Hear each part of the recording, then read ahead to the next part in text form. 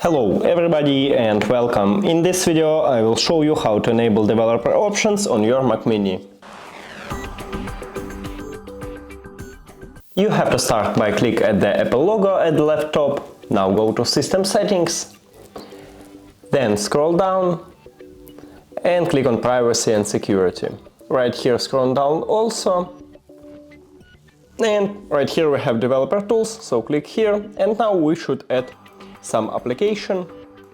So just click plus, enter your password, click enter, and right now you should add some applications what you wanna add developer options. So let's say I wanna add it for the Safari, so I just find it, click on it and click open, and you can add a lot of applications here. That's it. Thank you for watching this video. If you found it helpful, please consider subscribing to the channel and leave the like on the video. It's really important to us. See you later.